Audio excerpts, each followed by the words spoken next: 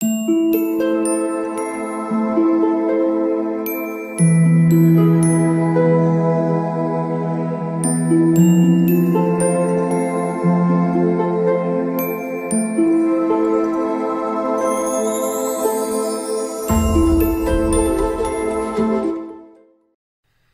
و زمان لقمان حکیم با آلیکار خوره درکت بو سیده وقتاش سیده و گریان رئیس عشیره که پر اصرار کرکو لقمان حکیم شوه که به میوان وان لقمان حکیم جی قبول کر و وی شویل ور بو میوان رئیس عشیره جبو لقمان حکیم بزک سرجه کر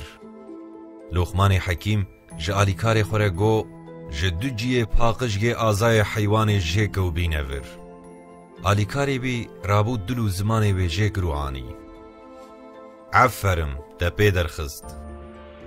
روژا دو دا مزنی عشیره کدن اصرار کرکو لقمان حکیم شوه که المالا وانجی بمیوان لقمان حکیم شوه که جیل مالاوی بو میوان ویجی بزک سرجه کرو زیافت دا لقمان حکیم جه آلیکار خوره گود جدو جیه پیس یه آزای و حیوان جه که و بینور آلیکاری بی رابود دیسا دلو زمانی به جه گروهانی عفرم تا دیسا پیدر خست براستی جی پاقج و پیس یه انسان و حیوان قلب و زمانه